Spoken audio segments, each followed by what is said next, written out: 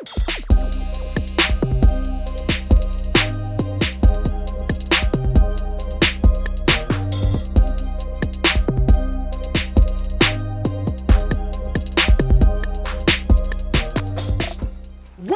to the Moss and Marriage Gold Show. It's your boy, Dr. Deontay Moss, and Dr. Kratia Moss. And you know we include God in everything we do, and that's Moss and Marriage. But we got some special guests for you today. We got the Alfred. Let's go. All right. Let's go. They in the building. What's up, y'all? Hey. Hi, glad to be here. I'm glad to have you. Yes. You know, I've been following y'all on social media for a while. Y'all been doing your thing. Mm-hmm. You got about 20 books. We should have brought her. I done ran into speaking engagements here. I see you downtown, uptown, all around the nation, doing your thing. Yes. What's been up? Yes, just enjoying life. Okay. Enjoying life and just making sure before we leave here, we've made an impact and an imprint. Outstanding. Outstanding. Oh, you definitely doing your thing, Miss LaShanna Alfred. Thank you. What about you, Samuel? What you do, sir? My main thing is to support my wife and the vision that God has given. Happy wife, happy life, right? And you know this. And you know this. Yeah, I love it. You know, that's beautiful that he said that, right? Like, seriously, even when we first started, he believed in the vision and the anointing that was on my life. You know what I'm saying? So he, like, invested in it. And so now he's reaping the fruit of, you know, the labor. That's a blessing. That's a It blessing. is. It really is a blessing. And even when I reached out to you about coming, and even today he said, my wife just said come. Right. Like, Yes. that's Yes. power in that. There's Yes. power in that. Yes, yes. So go ahead and tell us how y'all met. Tell us y'all love Hey, story. how does two amazing people like yourselves meet? Yeah. So we met in ministry. Okay. We met in ministry. So and I really didn't even like him. That's the truth. That's the truth. That's the truth. His interpretation of the Bible had me, well, specifically David, you know, had me kind of like, wait, hold on, what's up with this dude, right? But you know, I prayed about it or whatever. But he would always be interested in what I was believing God for and trusting God for. So we definitely met at church and ministry. How did we meet? Girl. Yeah, we met at church. She was actually my prayer partner. Okay. And you know the adversary. That which is good, he would try to pervert.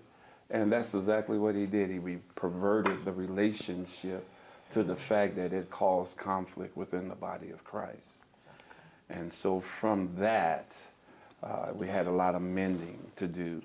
And one of her strong points in that when the fallout came, and talking to God, we found ourselves still loving one another, but loving God first, which caused a separation from the relationship that we had. It was so, how would you say, traumatic that a lot of people think that we were doing things inside the church because we were laying at the altar, praising and worshiping God. And it got off to a very, very bad point.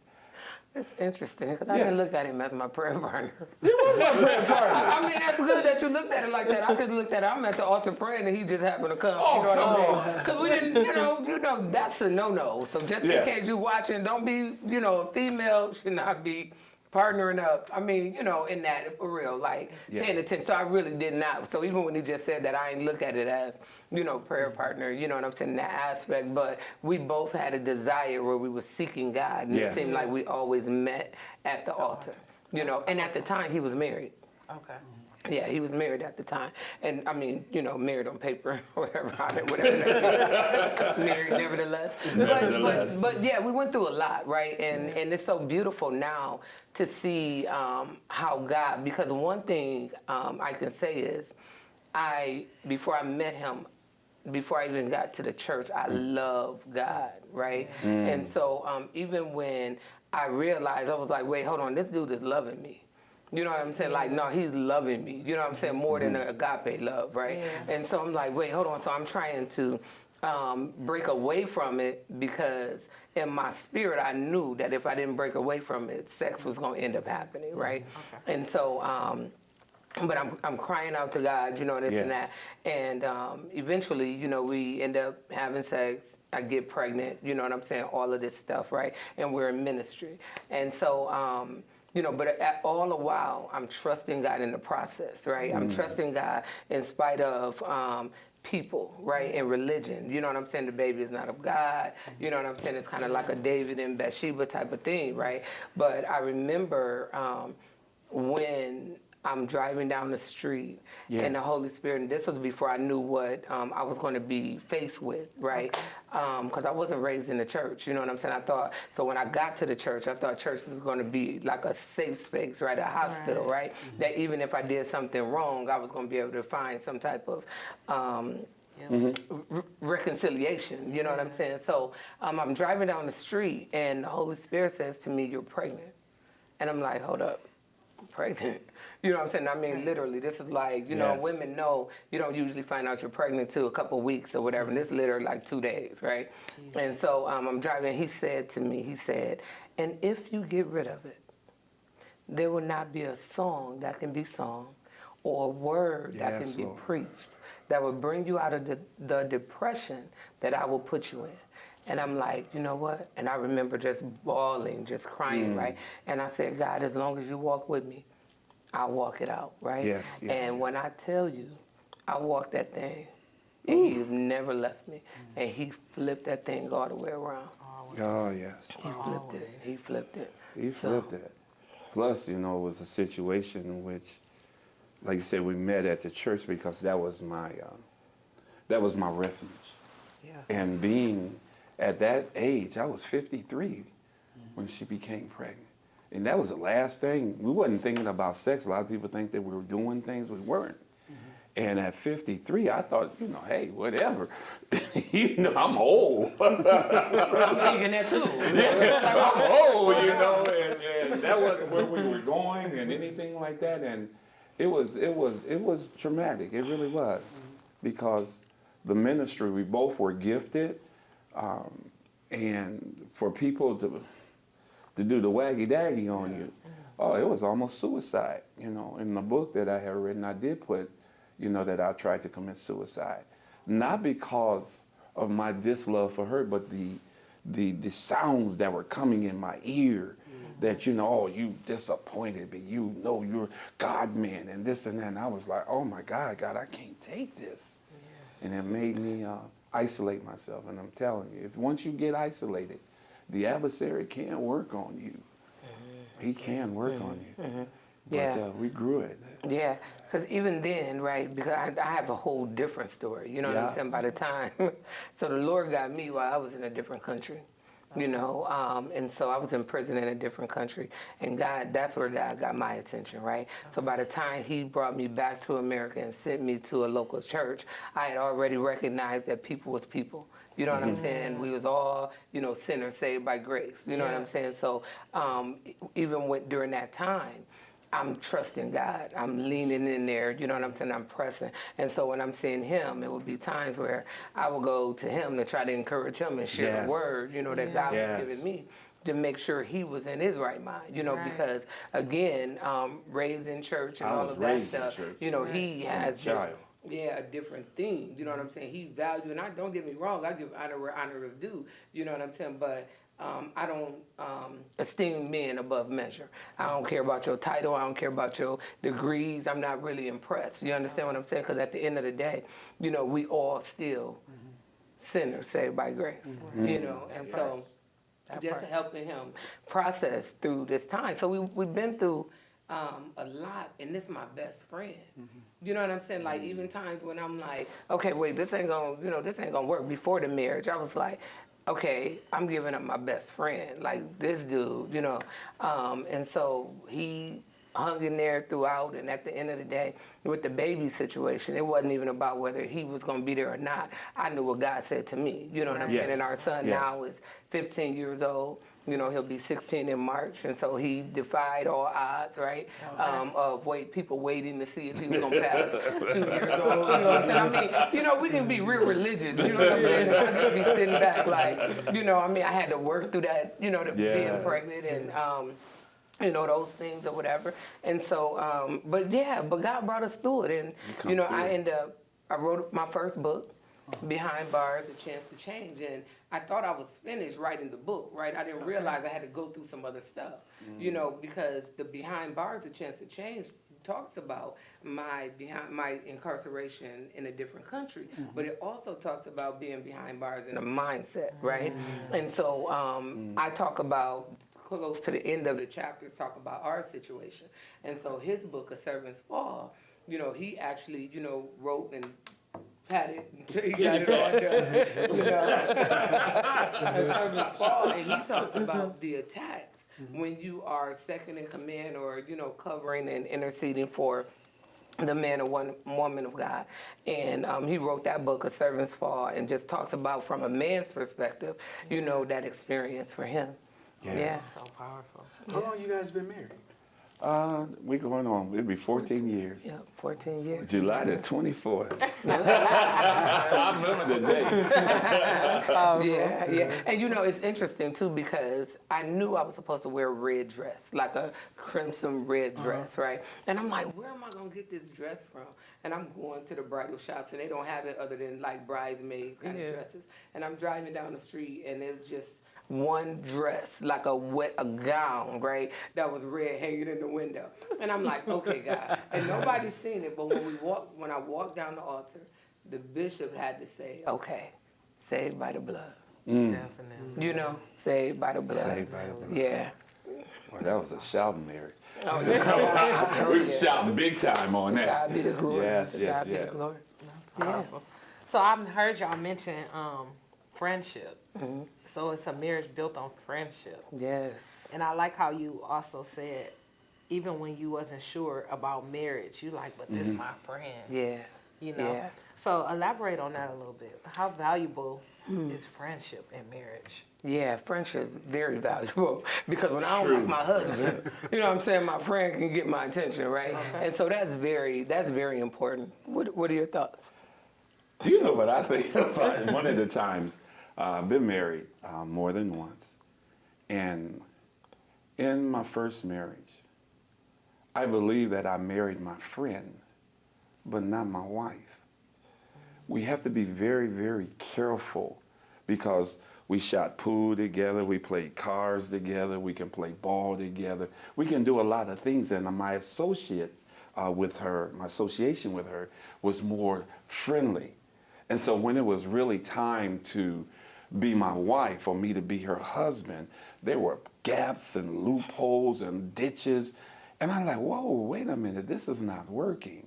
And this is where I recognize that sometimes we can get married to our best friend, but not our wife. You see what I'm saying? And in our relationship, totality of it, because we learned how to pray, we learned how to do these things together, it created another type of friendship. Okay. And so now I can say I really married my best friend, because when my wife ain't right, I can go to her. Hey, friend, what's up? And she's obligated. Sometimes she be obligated because she know we love one another. Yeah. Yeah. And we were talking about like the agape love, right?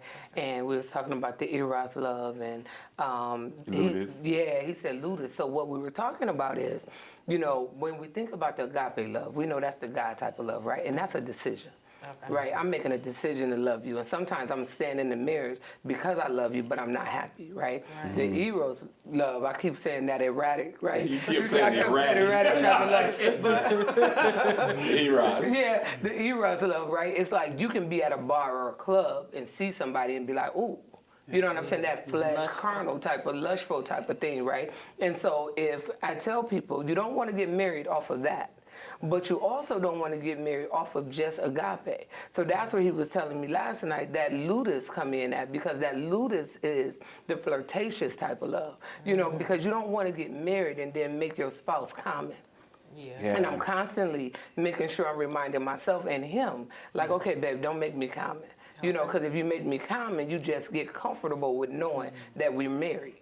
You know what I'm saying? And you're no longer investing in the relationship, right? It's like, okay, I'm going to sleep, you know, with my bonnet on my head. I still wear my bonnet, but you know what I'm saying, right? But you know what I'm saying? It's like, but you know, I mean, keeping the fire burning, you know? Yeah. And that's why even I used to get in trouble a lot at church, you know, because of, you know, the way I'm dressed, and I'm 20 years younger than him, you know, and so the way I dress and all of that stuff, and I'm thinking, okay, y'all not about to put y'all coat on me. Excuse me, you know, it's like I have a relationship with God.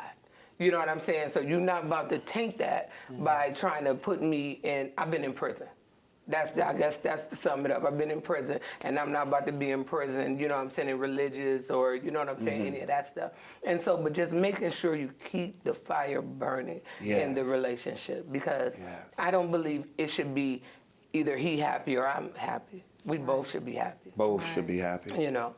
And I get people coming to our office too. Like literally, people have that mindset that if I'm going to be happy, my husband can't be happy. And I'm like, wait, hold on, what's happening here? You know, How do you navigate that? What you mean? Those conversations when one person is happy and the other isn't. Between us? Maybe, you could use your We really don't have that issue because I don't think neither one of us fight to be right. In the relationship. A lot of times most problem stems because I'll burn this house down as long as I'm right. You know, you're gonna do it my way because I said I can't wait to point my finger. So we're kind of like grown out of that. Pragma love is another entity of love. It's 8 types of love. Pragma allows you to love someone long term.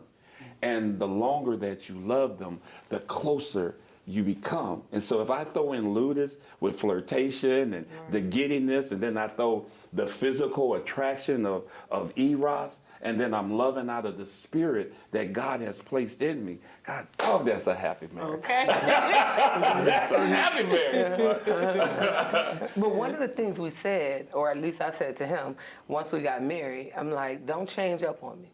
Right? Yes. Because the person I said I do to, that's the person I want to live with. You know, don't change up on me, right? And don't get so caught up on being right. Because at the end of the day, because of our spiritual belief, we can always go back to the word. You know what I'm saying? When we don't believe, you know, not seeing eye to eye on something, we can always go back to the word of God. And sometimes, if I had to say, I would say 90%, we're like click tight, right? And the other, and I'll say 95, right? The other 5% is more of a parenting thing. And it's our own kids, so it's not even like Blended families. blended family stuff, right? So we have a different, you know, outlook on how, you know, child rearing. And so for me being a therapist and being spiritual, it helps me be able to see like grown people come into my office, and why they in my office, because some stuff happened when they was a kid. You see what I'm saying? So when I see my husband maybe parenting from his childhood, I'm like, whoa, hold on, because that can affect our kid. You know what I'm saying? Yes, it can. The thing that I love about him is that he's teachable. You know what I'm saying? He's open. He's not at a place where it's like, okay, I'm here and I'm stuck in my ways. You know what I'm saying? But just really being able to communicate and help him, you know, see different things. And I'm not always like, okay, it's just my way or whatever. It's like, okay, what's going to be most effective? Yes. We're not operating off of right or wrong. Yeah. You mentioned childhood. Yeah. I just heard you mention childhood. And I know you're a therapist and you're a counselor, and you've been doing this for a while. So do you think upbringing has a lot to do with people in marriage? Oh, yes. I'll say upbringing has a lot to do with people in marriage. I don't believe upbringing has anything to do with our marriage. Okay. Right? Because by the time I got married to him, I was reborn. Okay. You see what I'm saying? Like my life, everything, the way I looked at life was different. You know, so I didn't have no role model, so to speak, right? And so even in counseling, when people say, well, this is what I seen in my family, my mom and dad, or this is what I seen, I'm like, okay, even if I would have seen it with my mom or dad, it's still, I'm a different person. So I have to teach my husband how to treat me. Yes. I don't want him treating me how he think his stepdad treated his mom. No, I got to teach you how to treat me. Yes. Okay. You know, and that's the thing. And you're So not yeah, defined by your mother's or father's mistake. You still got to Right. be who you're supposed to be to absolutely, live your life. absolutely, Yeah, I agree. absolutely. See, And- yeah, go ahead. one of the things, Doctor, that when you take on the traditions of your parenting and how they raised you, a lot of times as kids we used to call old school or do what I say, you don't have to do what you see. A lot of times we have no understanding as to why this act was presented before me. And so we grow up what we would call a core belief that says, okay, this tradition, this ritual, I'm going to follow because this is what mom and dad did, not understanding the reason why. And so now when you get in a relationship with somebody that you love, here you go, trying to snatch some old stuff that mom and dad then put to you, and now it ain't working. Yeah. Right. It ain't working. Now what do I do? What did I do? Scripture says, you know what? The wife and the husband shall what? Leave their mother and father and cleave to the wife or her husband. And this is what the thing is about. And so when we have a tendency to bring in core beliefs or old rituals and traditions, not knowing why they were in place for the first, how do we respond to that? Yeah. And so we end up being angry and unfulfilled and unresolved expectation because that's what mom likes. Especially if it don't work. Right. And that's funny you said that because that's one of the things he would say. I'm consistent. I'll be like, you consistently wrong. Why we bragging about that? You know what I'm saying? You consistently wrong. For me, I'm like, because I have, we have kids, through like 30 all the way down to 15. And for me, I'm like, okay, when I had my son at 18, we was kind of kicking it together. So it's a lot of things that I didn't know. I was parenting out of my experience and possibly what I didn't want him to go through. Then now my 15-year-old, or even, my daughter, my third child, it was like, okay, wait, hold on. I'm having a better understanding. I'm understanding that guess what, even at 2, they got feelings.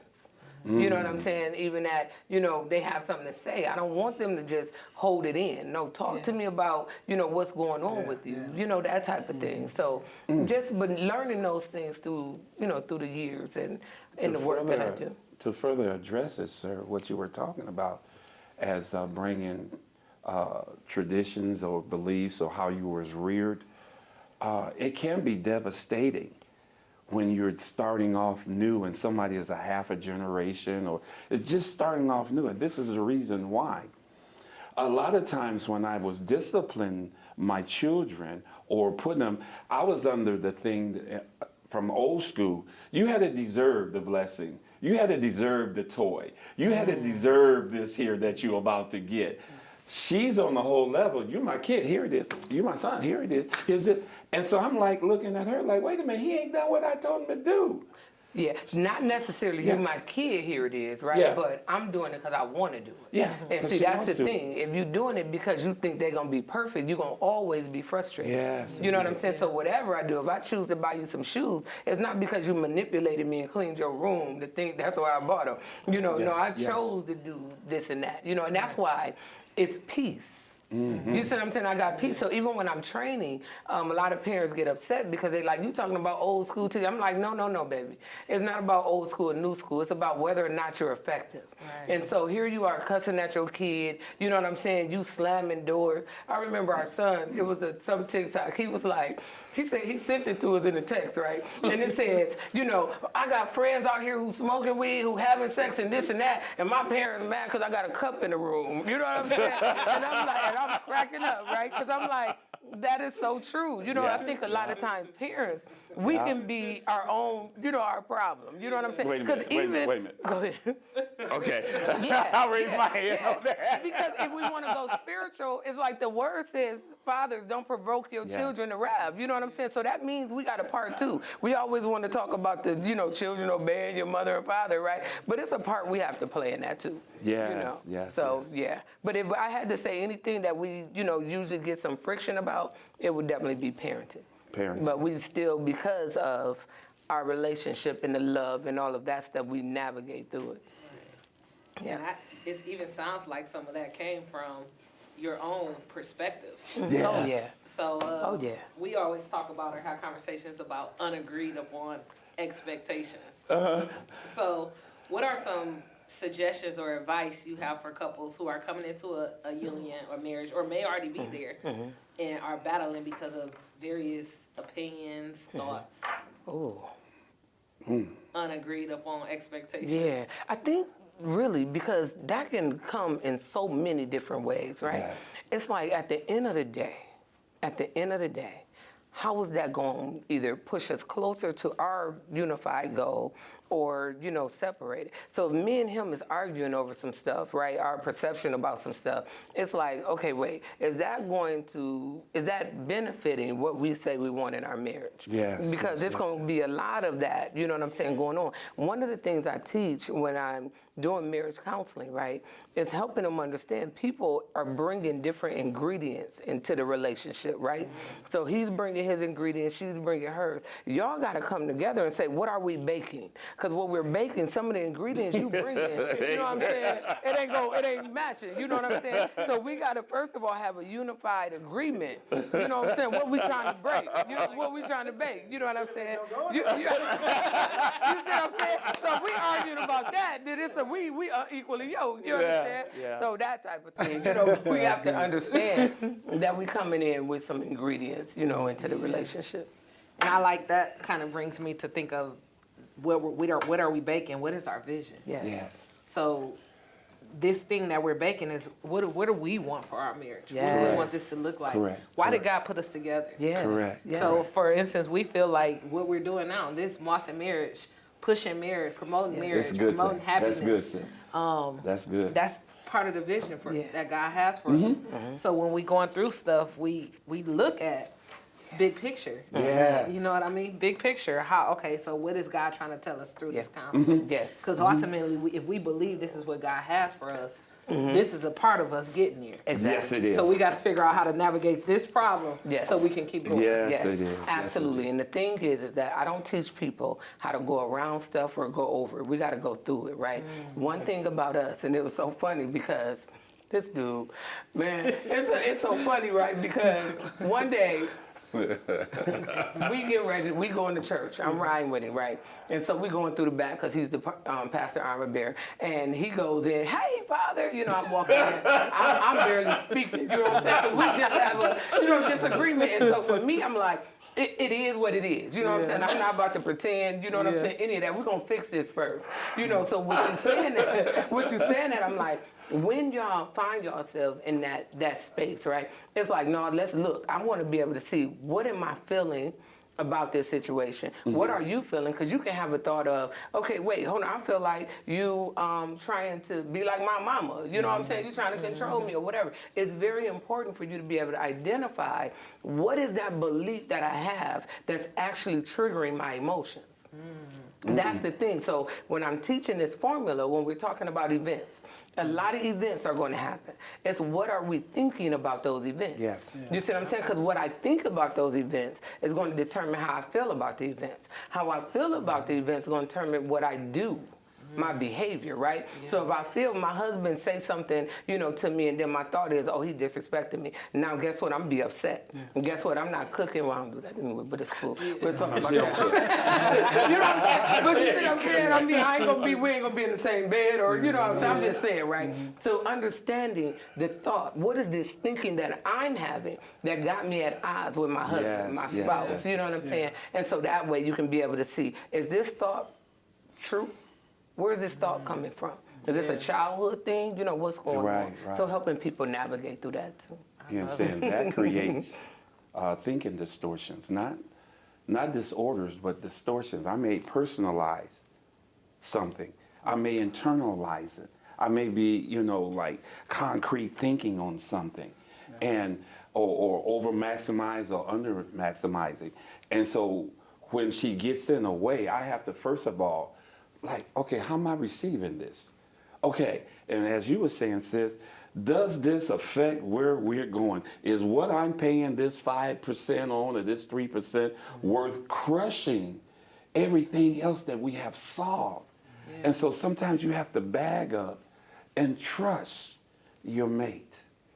She ain't feeling that way because I got up this morning, I guess I'm going to TO my husband off. No, there had to be something I did in the communicative factor that did something. And so now I must, okay, let me go back here. Okay, yeah, that's when the spirit changed. And then I go dressing that. Not everything, because what she has taught me and we have agreed upon, I don't reach back and bring up something.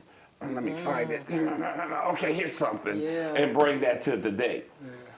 But the only way you won't do it is if you addressed it. Address you know what I'm saying? You gotta address it, because if you don't address it, you don't have no closure on you that. understand? You don't have no And closure. gonna That's go why you pick bringing up. it back. That's why I'm bringing it back. But I want to say this too, because there was a time where the 5% was heavy.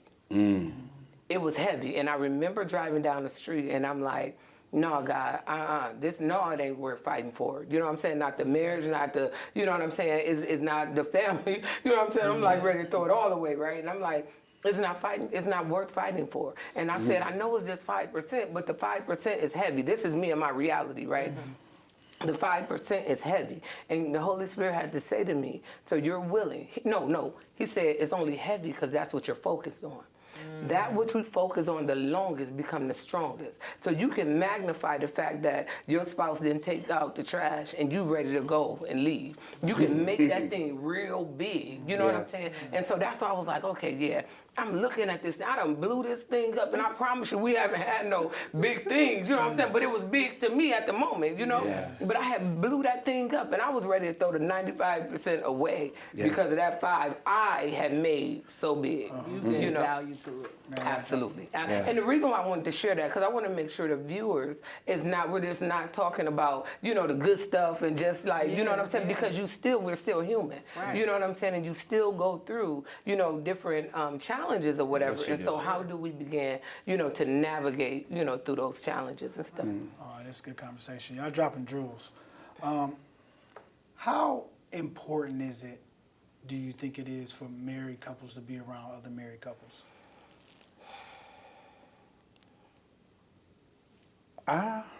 Want me to take it? You can take it. You sure? I think it's important. As long as you have a secure marriage within yourself. A lot of times when we go by people's house, their house may be bigger, they may be driving this, they may be having that, and everything that you might be desiring may be in another couple's relationship. You must be secure in what you got. It's not about the grass, it's greener. It's about you being secure in what you have. What you're doing a great thing. And so what's going on is that we all bringing something to the table.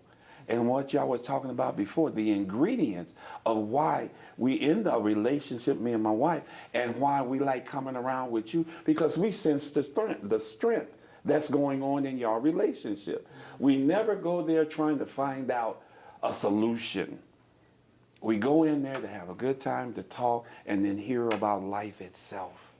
And I think as long as you're not looking for something in somebody else's relationship or doubting what you have because they are this, I think it's also profitable, because you got to have some friends.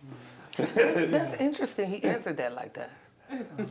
Because we don't have no friends. Yeah, we don't have friends that you work on. I just said it like that. I said it like that. That was interesting. You answered it like that. Because we don't have like a group of married people that we hang around, right? And it's because I believe, you know, where God, you know, has us. Because we're constantly in a space, or we find ourselves in a space where we're counseling and coaching people. You know what I'm saying? And so it's not that we don't, like, we have a couple that's in Atlanta that we'll go to and they'll come here, you know what I'm saying? But just that group Yeah. We don't really have it. So I can't really say, to be honest, I can't really say that's important. It's an important ingredient, right? Because even when I'm counseling individuals, one of the complaints that I see is that when, just say the four of us is together, right, and we got two other couples, right? If something happened, it's like, how do they take sides? If me and him get a divorce, you know what I'm saying? Now, are we not friends anymore? You know what I'm saying? So it's a lot of dynamics. So that's why I really can't answer and say, oh yeah, you need, you know what I'm saying, some couples, you know what I'm saying, around. To me, you just need to know who you are. You know what I'm saying? You need to know who you are and who you are to your spouse, you know, and if y'all happen to have a group, that's beautiful. You know what I'm saying? But that's not defining, you know, our marriage and going stuff. on vacation. Sometimes you try to take the backpack off, and you kind of need another couple to experience, you know, joy, play golf or whatever you do. And that's good, especially going to dinners and stuff like that. But like say, ours is very limited. I don't know why. Probably because of... You probably I said no name, like, hey, They always writing books. yeah, right. Read between the lines. yeah, And you possibly. probably will find yourself counseling people Yeah. a lot that Yeah. you like, we not here for Yeah, that right now. exactly. We want to have fun. I'm coming to have some fun. Now we do go to our pastor house, and you know what I'm saying. Other couples are there and different things Yeah. like that. But on a weekly or monthly even basis, and we do have couple friends, you know. But on a weekly, monthly, or even half a year basis, we Yeah. don't really, you know, because I believe it's just the assignment on our lives too. Yeah. You know what I'm saying? We're constantly in a space where we're doing stuff. We're in ministry. You know what I'm saying? And so just balancing work, life, and Ministry. marriage. You know what I'm And saying? ministry. Yeah, Ooh, you know.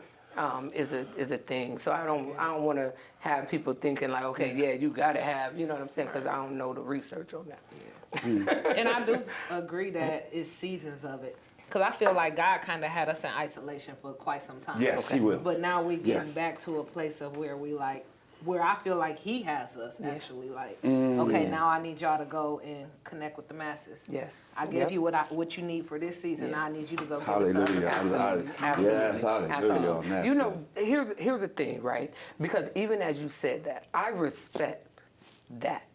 You see what I'm saying? What I mean by that is this. I respect the fact that you have acknowledged that God had y'all in the season for a minute, and then he said, okay, it's time to go out, right? My whole thing is not making it gospel. You know what I'm saying? Because at the end of the day, I'm like, we can think this is what works for us, so this gonna work for you. Right. You see what I'm saying? And you want to make sure that individuals begin to have their autonomy and being able to understand like what is gonna work for me and my spouse. You know, yeah. I know you asked me something about the difference between coaching. Yes. Yeah, right. So Yeah, go ahead. No, sure. I was just Yeah. gonna ask what is the difference between marriage coaching and marriage counseling, and then also how can a couple identify when they need one or the other? Yeah. So when I think about the difference, just on the word coach and counseling, right? So coaching is more of going to help you with tangible things.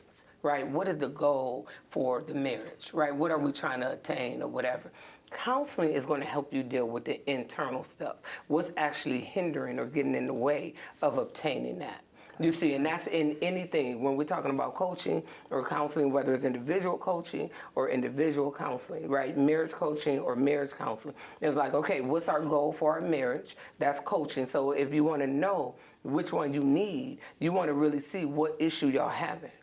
If y'all constantly in arguments and bickering and stuff, it may be some counseling that need. But if y'all kind of, confused because maybe she was working or he was doing some things, and it's like, how do we bring this back together? We just got off.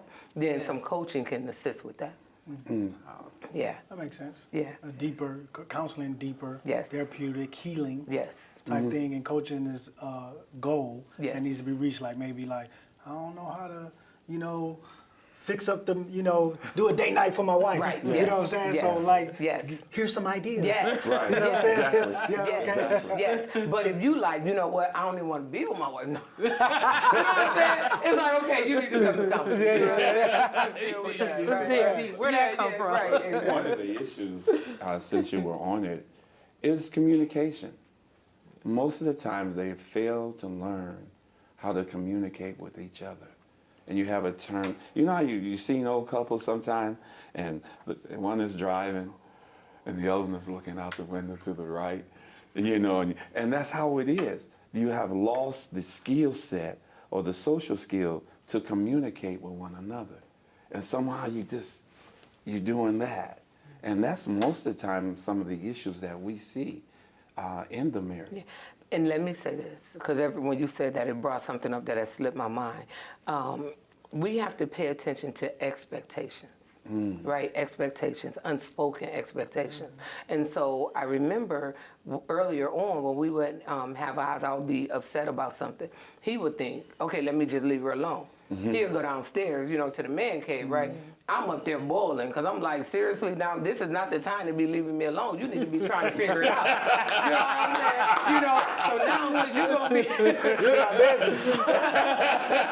Yeah, You're not business. it's like, hold on, you don't go downstairs and just chill, you know what I'm saying, or whatever. His thing was, okay, I ain't know how to reach her. I was just trying to get you to calm down or whatever. I'm like, that's not the way to do it. Yes. But here's the thing, I had to teach him that.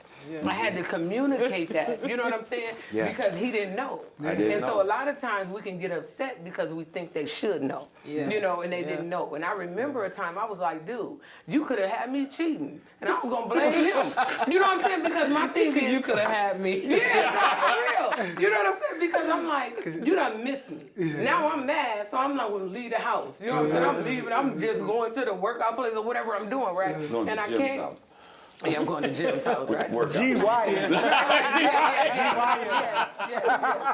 But the thing is, I had to communicate it with him, and I said, okay, babe, listen, this is what happened. And I'm upset and I'm hurt, right? Yeah. Because I'm like, I shouldn't even be in this space.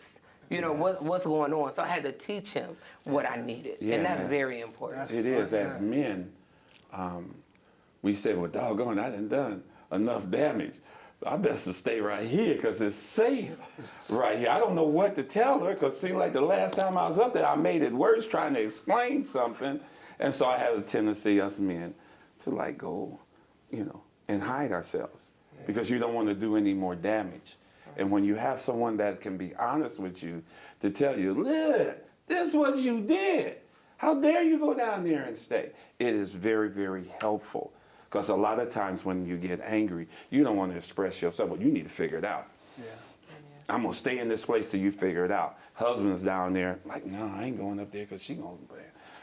And so you end up the gap. And I think that's the Yes. importance of love languages too. Oh, yes. Because sometimes you think that if that's okay with you, if that's how I will react, I Yeah. want to be left alone. Yes. But that might not be how she would, Absolutely. how she feel. Absolutely. So you know, even though you loving them in the way you want to be loved, Right. that ain't, Absolutely. that ain't the love. You hit the nail on the head, sir. Or even Absolutely. apology languages.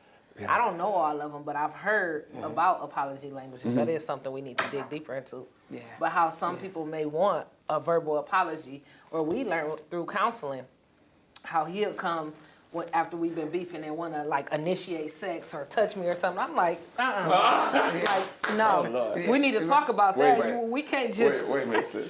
Are y'all cousins? I'm like, we not about to just sweep this whole situation under the rug. We gonna lift this rug up, you know. But my therapist helped me understand that that's his way of apologizing.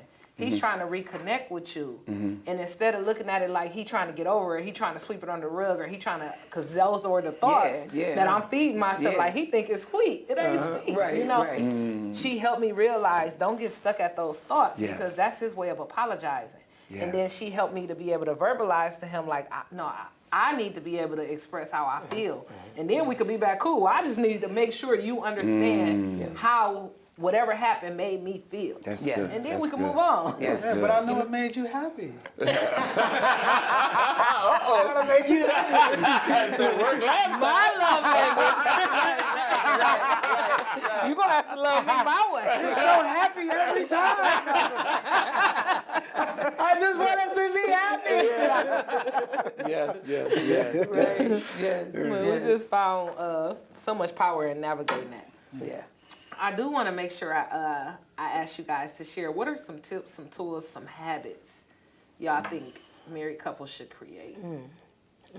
Yeah. So one of the things we do, we make sure, no matter how busy we are, we make sure we find time. We take time for one another. You know what I'm saying? We'll sit and we'll play cards.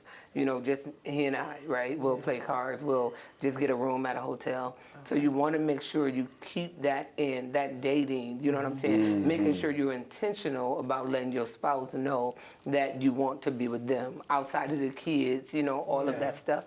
And so just really being intentional about y'all one-on-one time. For me, it's basically the same. And when we're talking about going to a hotel, we're talking about going on a Tuesday, you know, on a Thursday, a Wednesday, something like that, and enjoy each other. Because sometimes I'm like, baby, you want me to put you in a hotel? You know, you look like you had a hard day. And it's not for the sexual attention, but I watch her and I can see how the weight of the day gets on her. Let me clock you in a hotel. Hey, if you want me, I'll come by. I'll bring you some food. But baby, this is for you. And without an agenda, a motive behind it. And that's what because being spiritual, and I know y'all are, God's got his hands on you. You can see behind. You can see the intentions. You can see behind that thing. And so I try to keep it square with her.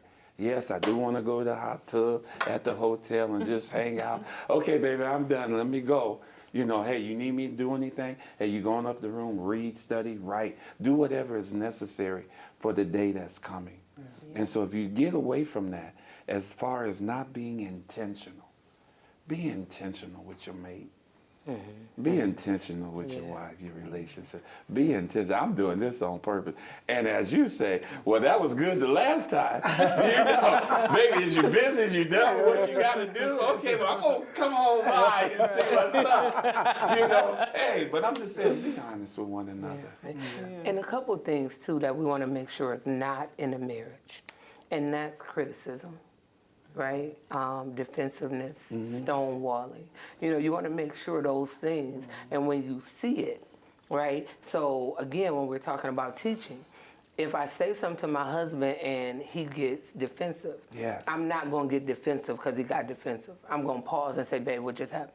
Because maybe he interpreted what I just said or whatever, you know what I'm saying, the wrong way. And then oftentimes I have to tell him, babe, we're on the same team.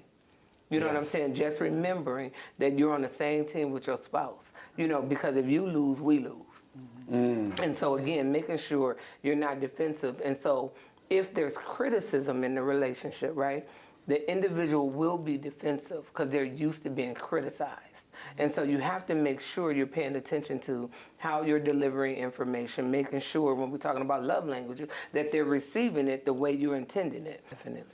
We appreciate the Alfreds for coming out because y'all dropped too many gems. We're going to have to rewind this a few times just to catch everything because they was dropping gems. That's what you do when you have a counselor and therapist. With books out. Notebooks out. Where can we find all your books and all the... There's so much going on. You got books and everything. So. Yes. On uchangellc.com. So it's the letter U, changellc.com. And also on Amazon as well. Yeah, same. Likewise. All right. Well, that's the Alfreds. We're Moss and Marriage. God, Dr. Moss, and Dr. Crantaire Moss. And thank you for joining the Moss and Marriage Gold Show. God oversees all love story. Let's get it. Love y'all.